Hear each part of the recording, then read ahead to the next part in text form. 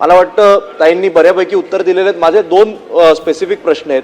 ती आकडेवारी आता माझ्याकडे उपलब्ध नाही कारण प्रश्नाच्या स्कोपच्या बाहेर आहे, पण जास्तीत जास्त ठिकाणी हे डिव्हाइस बसवून त्याचं ऑनलाईन मॉनिटरिंग आम्ही करत आहोत। अध्यक्ष महोदय, या संपूर्ण रेड झोन संदर्भात हायकोर्टाने स्वतः सो मोटो कारवाई केली आणि एमपीसीबी आणि बीएमसी आणि सगळ्या एमएमआरच्या याच्यावर त्यांनी ताशेरे देखील ओढलेले आहेत। मला वाटतं ताईंनी बऱ्यापैकी उत्तर दिलेले आहेत। माझे दोन स्पेसिफिक प्रश्न आहेत। गेल्या वेळी जी हायकोर्टामध्ये सुनावणी झालेली एप्रिलमध्ये, त्यावेळी हायकोर्टाने सांगितलेलं की पोल्युशन मॉनिटरिंग डिव्हाइसेस या सगळ्या रेड झोन इंडस्ट्री आणि ज्या मोठ्या कन्स्ट्रक्शन साईट आहेत इथे अजूनही लावले गेलेले नाहीत। त्यावर आपण किती काम केलं?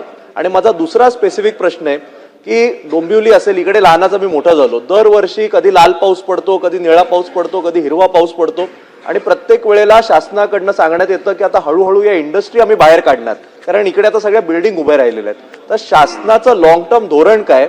एमएमआर रिजन मध्ये जिथे जिथे या रेड झोन इंडस्ट्री आहेत आणि जिथे आता जवळ बिल्डिंग्स उभ्या राहिलेल्या आहेत, तर आपण एमआयडीसी बाहेर काढणार आहोत, या रेड झोन इंडस्ट्री पूर्णपणे बंद करणार की इतर काय धोरण आहे? नक्की लॉंग टर्म आपलं धोरण काय?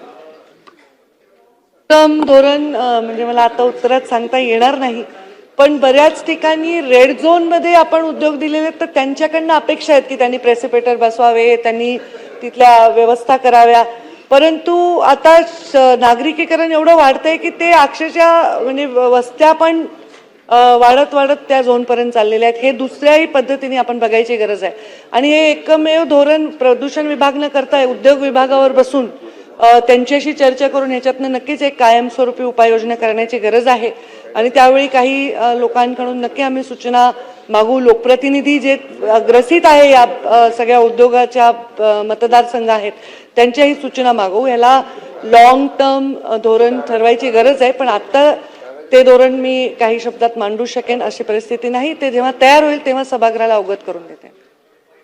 चला मनीषाताई बोला। सांगितल्याप्रमाणे डिव्हाइस बसवण्याच्या संदर्भामध्ये ती आकडेवारी आता माझ्याकडे उपलब्ध नाही कारण प्रश्नाच्या स्कोपच्या बाहेर आहे, पण जास्तीत जास्त ठिकाणी हे डिव्हाइस बसवून त्याचं ऑनलाईन मॉनिटरिंग आम्ही करत आहोत। आकडेवारी आता माझ्याकडे